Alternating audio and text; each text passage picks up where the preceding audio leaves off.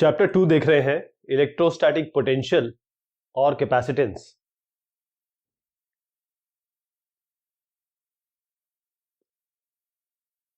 Van de Graaff generator ये एक ऐसी मशीन है जिससे पोटेंशियल डिफरेंस यानी कि V बहुत अधिक, बहुत हाई वैल्यू तक आप जनरेट कर सकते हैं। फ्यू मिलियन, 1 मिलियन 10 की घात 6 10 की पावर 6 यानी कि 10 लाख होता है, और इतना वोल्ट आप एस्टैब्लिश कर सकते हैं।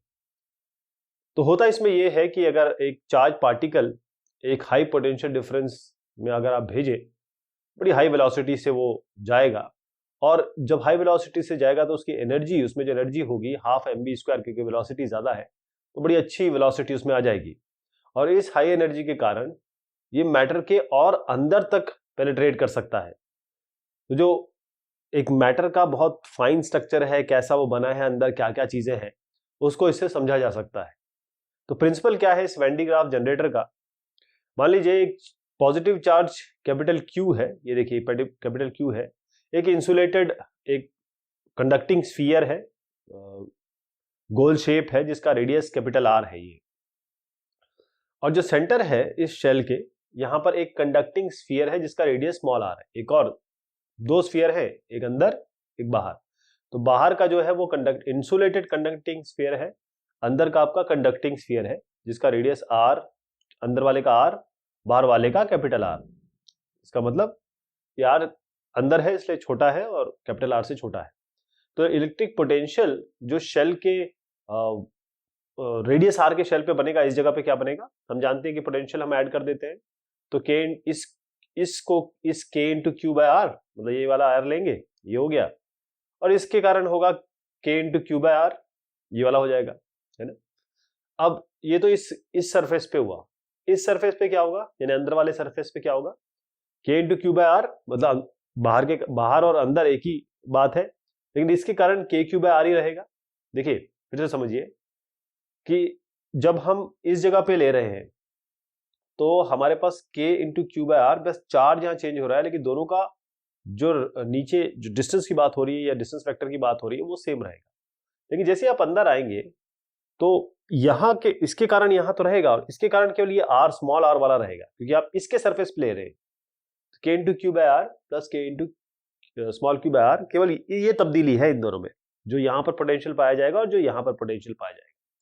अब इस इक्वेशन से ये क्लियर होता है कि जो पोटेंशियल है छोटे स्फीयर पे वो ज्यादा है पोटेंशियल डिफरेंस जो उनके बीच में है, जो कि आप दोनों को सब्ट्रैक्ट करके निकाल सकते हैं, VR minus V capital R। ये VR को यहाँ इसलिए रखा है क्योंकि हम ये कह रहे हैं कि ये ज्यादा है। दोनों को सब्ट्रैक्ट कर लीजिए, K Q को बाहर ले लीजिए, 1 by small r minus 1 by capital R। अब इसको थोड़ा सा और मैं करूं तो ये हो जाएगा, मैं इस वाले पोर्शन को R minus small r by R into R। इसका मतलब यह है कि जो छोटा स्फीयर है, अगर इसको इलेक्ट्रिक कांटेक्ट में लाया जाए बड़े स्फीयर से के साथ, तो चार्ज जो है वो स्मॉलर से बड़े में जाएगा, क्योंकि ये इसमें ज्यादा है ना, नीचे अंदर वाले से बाहर की तरफ ट्रांसफर होगा। इसका मतलब यह है कि आप पोटेंशियल को बहुत हद तक इंक्रीज कर सकते हैं। जो मशीन इस पे बेस्ड है, इस प्रिंसिपल पे, इसको बनाया था वैन डे ग्राफ साहब ने, और वैन डे ग्राफ जनरेटर इसको कहा जाता है। इस फिगर में देखें तो एक आपका स्फेरिकल शेल है, कुछ इसका रेडियस है फ्यू मीटर का, ये स्फेरिकल शेल है आपका, और इस तरीके से, और ये एक इंसुलेटेड सपोर्ट में रखा हुआ है, कुछ इसकी हाइट है ग्राउंड से, मान लीजिए यहां से यहां तक इसकी हाइट है, और एक पुली है जो इसके सेंटर पे रखी है। ये जो बिग स्फीयर में आपको बता रहा हूं, इसके सेंटर पे एक पुली रखी हुई है, और ये एक यहां पर, दूसरी यहां ग्राउंड पे रखी हुई है, एक यहां एक यहां, ये पहली वाली है, ये दूसरी वाली है आपकी। और ये अरेंजमेंट इस तरीके से बनाया गया है कि एक बेल्ट, ये जो आप बेल्ट देख रहे हैं, नॉन कंडक्टिंग बेल्ट है, ये इन दो पुलीस के अक्रॉस घूमती है। जो पॉजिटिव चार्ज है वो किस तरीके से मिलेगा? एक डिस्चार्ज ट्यूब से, और वो कंटिन्यूसली इस बेल्ट पे डाला जाएगा एक मेटल ब्रश द्वारा। ब्रश पे शार्प एजेस होते हैं, और यहां पर चार्ज जो है इस पे भेजता रहेगा ये, तो ये बेल्ट के थ्रू ये ऊपर जाएगा, है ना, और यहां पर एक और ब्रश रखा हुआ है, वो इस चार्ज को ले लेगा। तो ये चार्ज जो है अब यहां पर, ये जो स्फीयर है इस पे डिपॉजिट होने लगेगा। जो ऊपर की तरफ अनदर ब्रश, दूसरे ब्रश से इसको निकाल लिया जाएगा, वो शेल में डिपॉजिट होने लगेगा। ये क्यों हो पा रहा है? क्योंकि जो पोटेंशियल है इस शेल पे वो कम है, जो बेल्ट आप देख रहे हैं उससे कम है, इसलिए बेल्ट से ट्रांसफर होगा, इस बेल्ट से ट्रांसफर होगा इस जगह पे। हमेशा जहां कम पोटेंशियल होता है वहां से चार्ज हायर पोटेंशियल पे, मतलब जहां हाथ ज्यादा होता है वहां से कम पे जाता है। हम कह रहे हैं यहां पर ज्यादा है और यहां पर कम है, तो एक बहुत बड़ा पोटेंशियल डिफरेंस यानी कि 6 से 8 मिलियन वोल्ट ये आप यहां पर जनरेट कर सकते हैं। यही आपका वेन डे ग्राफ का मेन कॉन्सेप्ट है।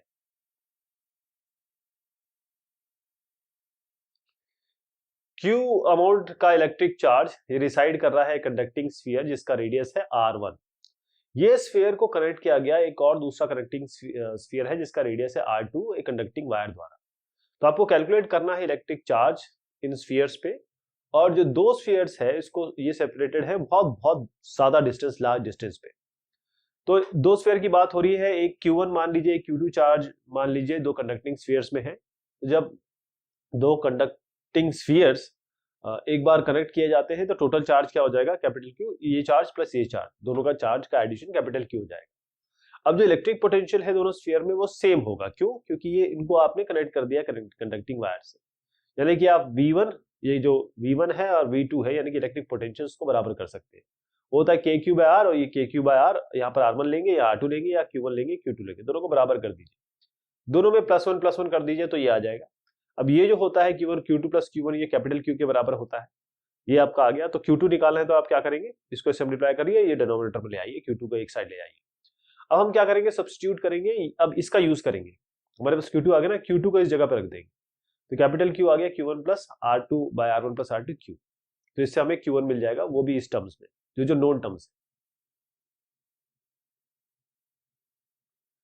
Find the effective capacitance of network shown in figure and find the charge on each capacitor. इसको बहुत ध्यान से देखिएगा, हम एक जगह डैश लेंगे, एक डबल डैश लेंगे, एक ट्रिपल डैश लेंगे, क्या क्या हो रहा है। सबसे पहले इनको देखते हैं, ये दोनों जो है वो सीरीज में, ये कैपेसिटेंस सीरीज में है, इसका मतलब ये है 1/C will be equal to 1/C1 plus 1/C2। तो अगर इन दोनों का C डैश मानते हैं इफेक्टिव कैपेसिटेंस, तो वो C2 C3 bye C2 plus C3 होगा। 1/C2 प्लस 1/C3 कैसे आता है?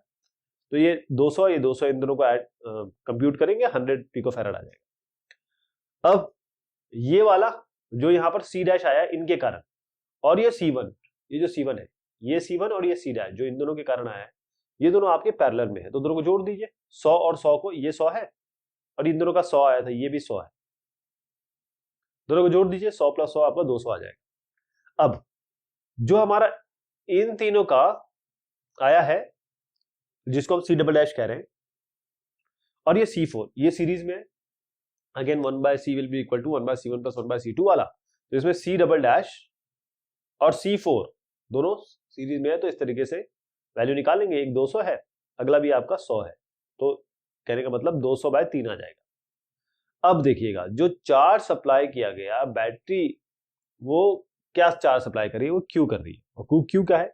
टोटल कैपेसिटेंस हमने निकाला C ट्रिपल डैश, जो कि ये वैल्यू आई, और उसको वोल्ट से मल्टीप्लाई कर दीजिए, जो कि आपको यहाँ 300 दे रखा है फिगर में, आप देख पा रहे हैं, दोनों को मल्टीप्लाई कर दीजिए, ये आपका चार्ज आ गया। अब आप एक एक करके देखते हैं, जो चार्ज C4 पे है और जो C डबल डैश पे है वो इक्वल है, तो इसको दोनों ही केस में 2 × 10⁸ है। अब चार्ज जो C4 पे है वो Q4 है, जो कि मैं कह रहा हूं 2 × 10⁻⁸ है, और वो Q डबल डैश के बारे में है जो हमारा C डबल डैश ये वाला है। अब C डबल डैश में अब देखिए चार्ज डिवाइड हो रहा है, और क्योंकि C डैश और C1 ये इक्वल वैल्यूज हैं, अगर आप देख पा रहे हैं दोनों इक्वल वैल्यूज हैं, तो ये डिवाइड हो जा रही है इक्वली, यानी कि हाफ Q4 कर दीजिए इसको, तो 2 × 10⁻⁸ का हाफ कर दीजिए, 1 × 10⁻⁸ आ जाएगा, वो Q डैश के बराबर भी होगा। अब जो C डैश आया यहां पर सबसे पहले जो आया था, जो चार्ज आया, उसकी सेम वैल्यू होगी जो C2 और C3 पे होगी, क्योंकि दोनों आपके सीरीज में है, तो वो भी यही होगा 1 × 10⁻⁸। Find the capacitance of capacitor shown in figure. Area A B आपको दिया हुआ A, ये K1 है, ये K2 है, ये K3 है, ये डाइलेक्ट्रिक कांस्टेंट्स हैं रिस्पेक्टिव मटेरियल्स के। सबसे पहले आपको समझना होगा कि कैपेसिटेंस जो होता है एप्सिलॉन A/D होता है, और जैसे ही आप कोई डाइलेक्ट्रिक मीडियम की बात करते हैं तो एप्सिलॉन को आप लिखेंगे के इंटू एप्सिलॉन नॉट, या आप कहें के होता है एप्सिलॉन बाय एप्सिलॉन नॉट। और हमको सीरीज ऑफ पैरेलल के कनेक्शंस यूज करने पड़ेंगे। तो आप देखिए सबसे पहले K2 और K3 को लेके चलते हैं। K2 और K3 आपके पैरेलल में है यहाँ, तो दोनों को जोड़ दीजिए। यहाँ पर K रखेंगे, एप्सिलॉन नॉट रखेंगे और A रखेंगे, A हो जाएगा A/2, एरिया बाय 2। तो ये पहले का हो गया, और डिस्टेंस यहाँ पे ये D/2 है तो ये भी D/2 हुआ यहाँ से यहाँ तक। तो इन दोनों को जोड़ देंगे, आपका epsilon A/D K2 plus K3 आ जाएगा।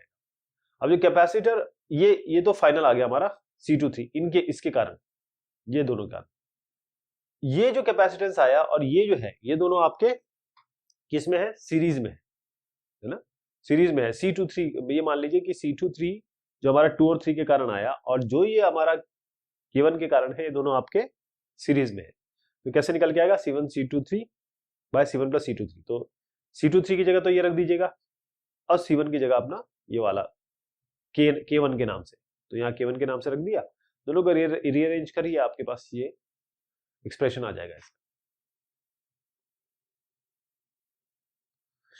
एक कैपेसिटर है, उसमें हवा है, इसके प्लेट के बीच में इसका सेपरेशन A है, यानी कैपेसिटर है, इसके सेपरेशन A है।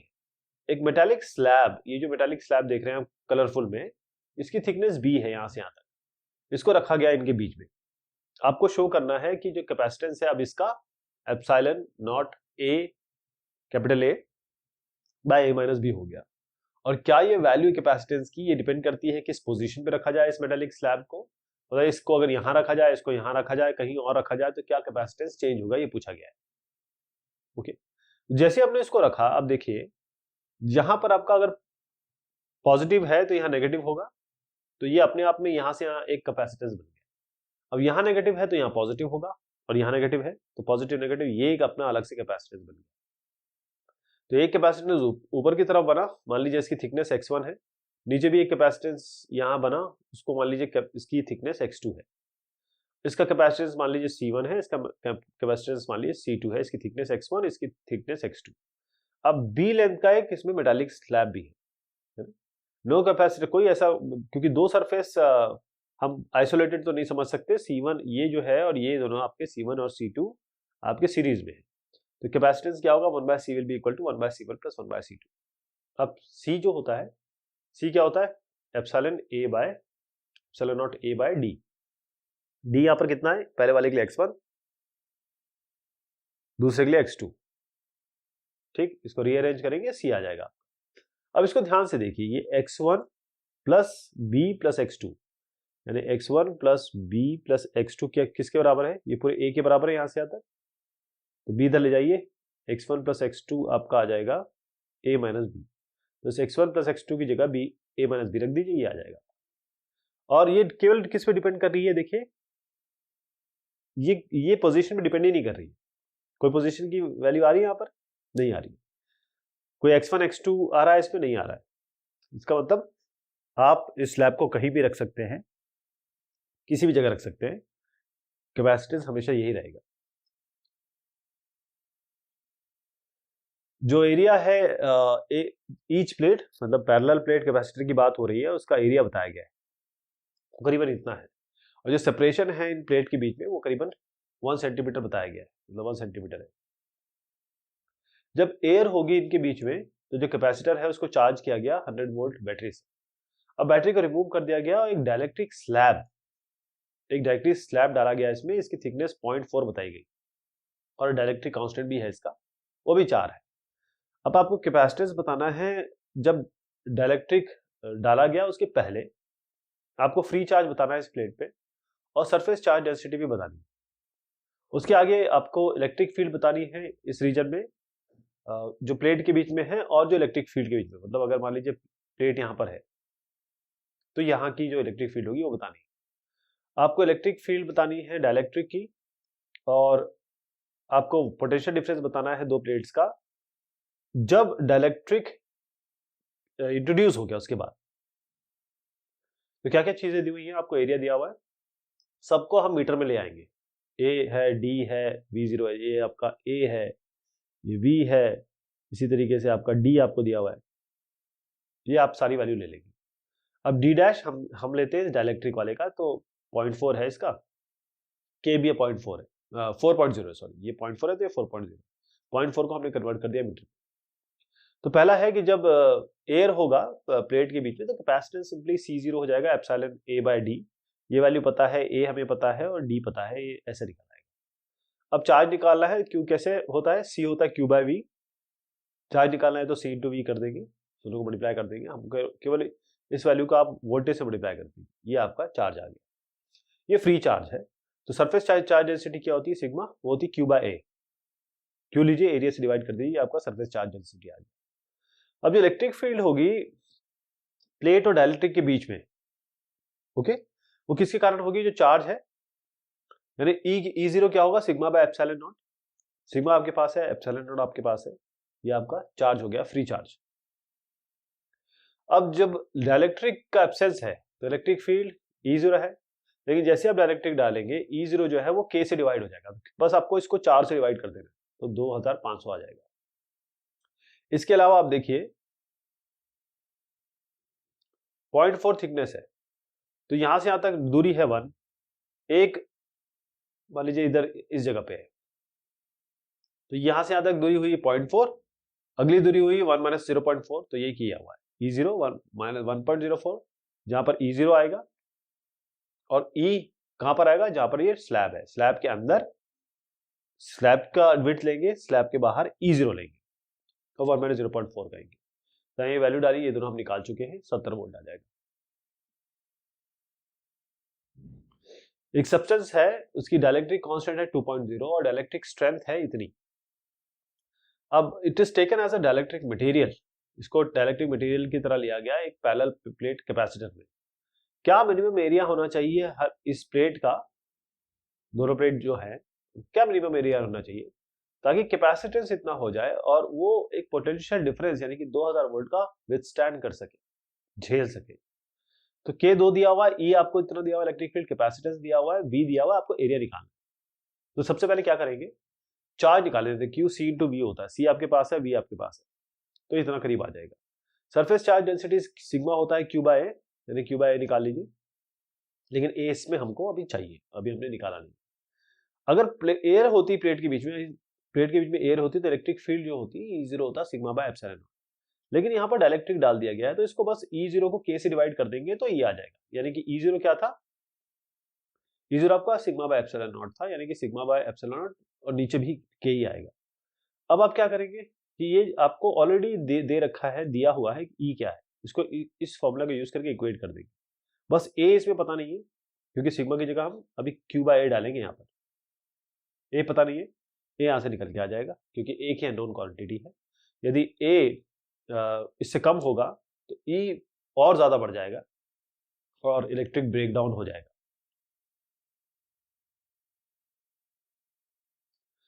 दो आइडेंटिकल थिन रिंग्स हैं, पतली रिंग्स हैं, रेडियस इनका R दिया हुआ है, ये अपने सेम एक्सिस में रखी हुई है, इनका डिस्टेंस है R।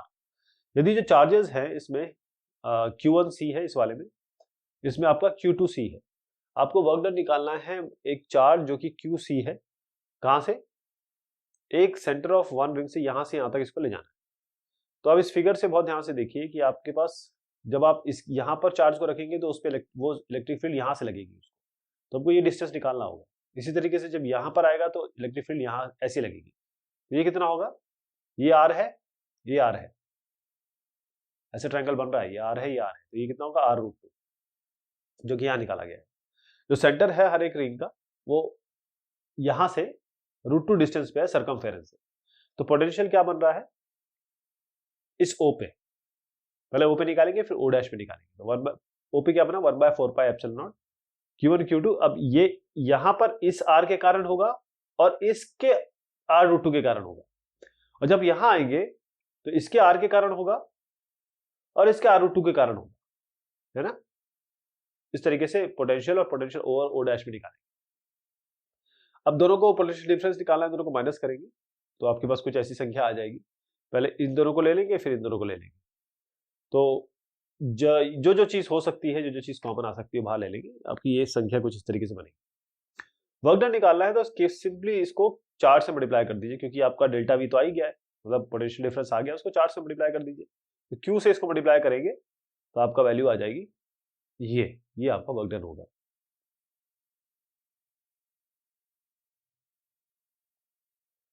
समराइज करते हैं, जो जानकारी है, जितना काम किया गया, एक इलेक्ट्रिक चार्ज को एक पॉइंट से दूसरे पॉइंट पे ले जाना हो किसी इलेक्ट्रिक फील्ड में, उसके लिए कुछ क्वांटिटीज है, जैसे इलेक्ट्रिक पोटेंशियल है और इलेक्ट्रिक पोटेंशियल एनर्जी है।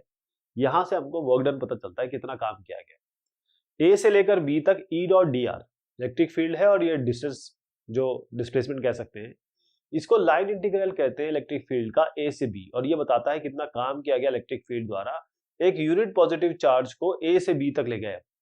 एक चार्ज को यूनिट पॉजिटिव ए से बी तक ले गए किसी इलेक्ट्रिक फील्ड में, और ये पाथ पे डिपेंड ही नहीं करता है। अगर आप राउंड पाथ ले लेंगे तो ई डॉट डी आर 0 हो जाएगा। जो काम किया जाना है इलेक्ट्रिक फील्ड के अगेंस्ट या किया गया, एक यूनिट पॉजिटिव चार्ज, एक चार्ज है, इनफाइनाइट डिस्टेंस से आप लेके चले आए उसको, और किसी, ये जैसे मान लीजिए कोई इलेक्ट्रिक फील्ड है, इस यहां से यहां तक इसको पी पॉइंट पे ले आया, इनफाइनाइट से पी पॉइंट पे ले आया, इसी को हम इलेक्ट्रिक पोटेंशियल कहते हैं। यानी इलेक्ट्रिक पोटेंशियल किसी पॉइंट पी का होता है, इनफाइनाइट से पी तक ले आए किसको, इस चार्ज को, एक इलेक्ट्रिक फील्ड में, इलेक्ट्रिक फील्ड है, इनफाइनाइट से पी तक लाए, और क्योंकि वर्क डन अगेंस्ट किया जा रहा है, इलेक्ट्रिक फील्ड एक फोर्स लगा रहा होगा, उसके अगेंस्ट हम चार्ज को ला रहे हैं, तो माइनस साइन है, और ई डॉट डी आर ये तो खैर है ही, ये तो होता ही है। यूनिट है इसकी जूल बाय कूलम, वोल्ट से इसको दिखाया जाता है सिंबॉलिकली। अगर देखा जाए तो वी होता है joule by coulomb. Dimension formula इसका m1 L2 T-3 और A-1। जो एब्सोल्यूट वैल्यू है इलेक्ट्रिक पोटेंशियल की, उसकी कोई इंपॉर्टेंस नहीं है, केवल हम डिफरेंस की बात करते हैं, कितना पोटेंशियल डिफरेंस है, जो काम किया गया और जो काम किया जाएगा इलेक्ट्रिक फील्ड के अगेंस्ट, ताकि आप एक चार्ज Q को इनफाइनाइट डिस्टेंस से, इस इनफाइनाइट डिस्टेंस से इस पॉइंट तक ला सके, पी पॉइंट को, इसी को हम इलेक्ट्रिकल पोटेंशियल एनर्जी कहते हैं। यहां तक ले आए, तो जब यहां से यहां तक लाएंगे, फोर्स के अगेंस्ट काम हो रहा है, इसका मतलब जो एनर्जी है वो उसमें स्टोर हो जाएगी, उसी को हम स्टोर एनर्जी को हम कहते हैं कि इसमें कुछ इलेक्ट्रिक पोटेंशियल एनर्जी स्टोर हो गई। तो इसको हम यू यहाँ सब्सक्रिप्ट पी से देते हैं। ये जो आपका है, ये तो पोटेंशियल था ही, उसको 4 से मल्टीप्लाई कर दीजिए, यानी Q इंटू वीपी, 4 से मल्टीप्लाई कर दीजिए इसी चीज को, पोटेंशियल को, ये जो यहाँ पर आया था हमारा, इसी को हम इलेक्ट्रिक पोटेंशियल एनर्जी कहते हैं। फिर से जो एब्सोल्यूट वैल्यू है इस इलेक्ट्रिक पोटेंशियल एनर्जी की, उसकी कोई इंपॉर्टेंस है नहीं, केवल चेंज की इंपॉर्टेंस है। इलेक्ट्रिक पोटेंशियल किसी पी पे, किसी पॉइंट पी पे जो आर डिस्टेंस पे है एक पॉइंट चार्ज से, वो होता है के क्यू बाय आर। जो इलेक्ट्रिक पोटेंशियल है किसी डिस्टेंस आर पे एक इलेक्ट्रिक डायपोल के, वो होता है 1/4πε0 और P dot R by R square. Potential जो होगा एक्सिस पे वो इतनी वैल्यू रखेगा, पी बाय आर स्क्वायर, और पोटेंशियल इक्वेटर पे आपका 0 हो जाएगा। डायपोल की बात कर रहा हूं मैं। इलेक्ट्रिक पोटेंशियल है, मान लीजिए आर डिस्टेंस पे सिस्टम ऑफ चार्जेस है Q1 से लेकर Qn तक, और मान लीजिए Q1 R1 पे है, Q2 R2 पे है, इस तरीके से पोटेंशियल क्या बनेगा, 1 से लेकर n तक सिग्मा करेंगे, सम करेंगे KQ by R minus RI। ये चार्जेस है, ये डिस्टेंस वेक्टर है। जो इलेक्ट्रिक पोटेंशियल है किसी एक पॉइंट R पे एक कॉन्टिन्यूस चार्ज डिस्ट्रीब्यूशन के कारण, वो होगा वॉल्यूम, पूरे वॉल्यूम के लिए इंटीग्रेट करेंगे V R डैश 1/4πε0, ये रो R डैश हो गया, ये डी टॉ डैश हो गया, ये R माइनस R डैश हो गया। तो अगर एक स्फेरिकल शेल की बात करें, इलेक्ट्रिक पोटेंशियल इसके कारण होगा 1/4πε0 Q बाय R। ये इस तरीके से बनेगा। अगर आप स्मॉल r कैपिटल R से बड़ा है तो यहाँ स्मॉल r आएगा, अगर स्मॉल r इससे छोटा है तो कैपिटल R आएगा। एक सरफेस जिसपे इलेक्ट्रिक पोटेंशियल हर एक पॉइंट पे इक्वल हो, जैसे मैंने एक सर्कल बनाया, यहाँ पर यहाँ पर यहाँ पर हर जगह पे जाओगे आप तो आपको पोटेंशियल सेम मिलेगा, इसी को हम इक्विपोटेंशियल सरफेस कहते हैं। तो जो डायरेक्शन इलेक्ट्रिक फील्ड की वो नॉर्मल होती है इक्विपोटेंशियल सरफेस से, परपेंडिकुलर होती है। माइनस dv बाय dl, ये जो इलेक्ट्रिक फील्ड है, ये मैग्नीट्यूड बताती है इलेक्ट्रिक फील्ड की dl के डायरेक्शन में, डिस्प्लेसमेंट के डायरेक्शन में।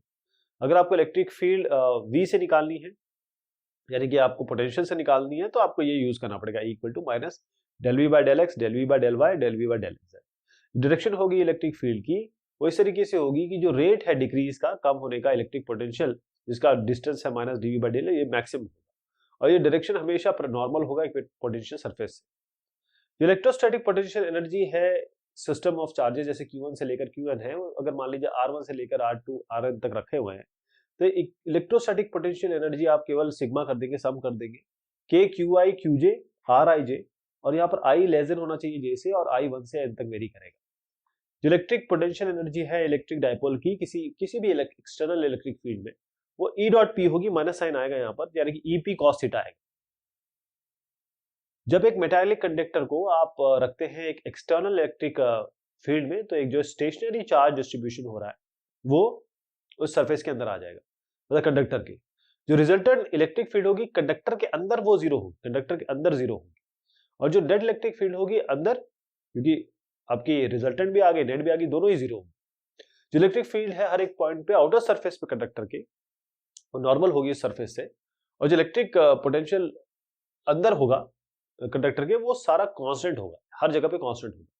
यानी मान लीजिए आपने ऐसा कंडक्टर लिया, उसके अंदर एक कैविटी बना दी, और जब इस कंडक्टर को आप एक्सटर्नल इलेक्ट्रिक फील्ड में रखेंगे, तो जो इलेक्ट्रिक फील्ड कंडक्टर के अंदर बनेगी और जो कैविटी के अंदर बनेगी, यहां बनेगी या यहां बनेगी, तब दोनों ही जीरो बनेगी। इसी को हम इलेक्ट्रोस्टैटिक शील्डिंग भी कहते हैं।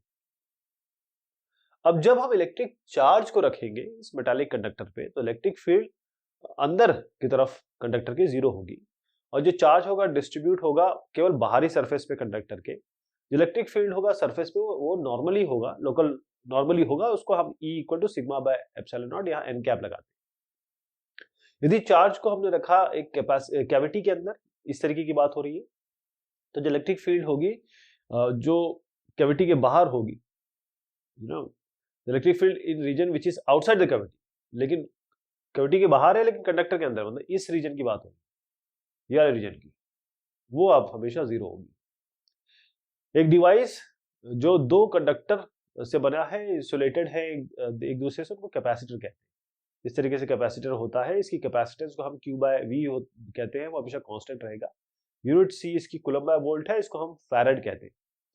माइक्रो होता है 10 की पावर -6, पिको होता है 10 की पावर -12, नैनो होता है आपका 10 की power -9। Capacitance parallel plate capacitor का C epsilon naught A by D होता है। अगर आप सीरीज में लगाएंगे कैपेसिटर को, तो 1/C इस तरीके से आएगा, 1/C1 प्लस 1/C2 इस तरह आगे। अगर आप पैरेलल में लगाएंगे तो सीधा जोड़ दीजिए इनको।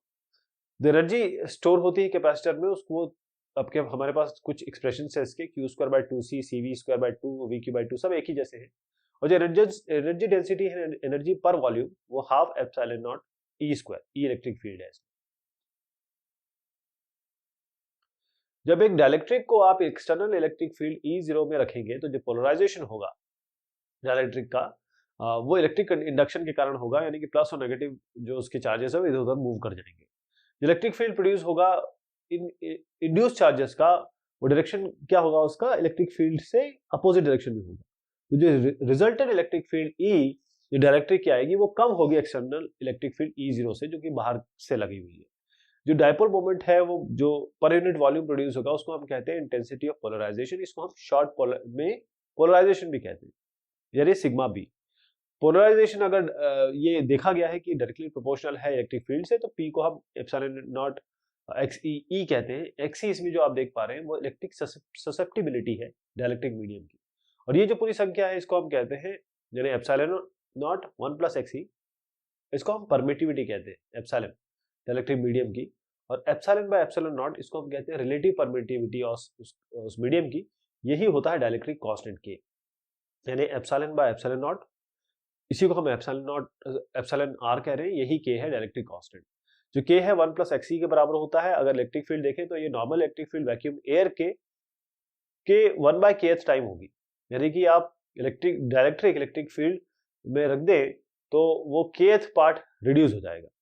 ये D है, D equal to epsilon naught E plus P, इसको हम डाइलेक्ट्रिक डिस्प्लेसमेंट कहते हैं। ये जो गॉस लॉ है, अगर आप बाई चांस डाइलेक्ट्रिक के प्रेजेंस में निकालना चाहे तो D डॉट ds होगा, ना कि E dot ds equal to Q होगा। जब एयर या वैक्यूम है प्लेट के बीच में, पैरेलल प्लेट कैपेसिटर है, तो कैपेसिटेंस सिंपली होगा epsilon naught A by D। लेकिन जैसे आप एक मीडियम रख देंगे इसके अंदर, डाइलेक्ट्रिक कांस्टेंट जिसका K है, तो कैपेसिटेंस C डैश हो जाएगा KC। तो जो कैपेसिटेंस हो जाएगा वो K टाइम्स हो जाएगा, क्योंकि आपने डाइलेक्ट्रिक रख दिया है। वेन डिग्राफ जनरेटर, इससे आप पोटेंशियल डिफरेंस बहुत बढ़िया फ्यू मिलियन वोल्ट का एस्टैब्लिश कर सकते हैं। तो ये बात हुई इस चैप्टर की। बहुत शुक्रिया और बहुत मेहरबानी आप सभी की।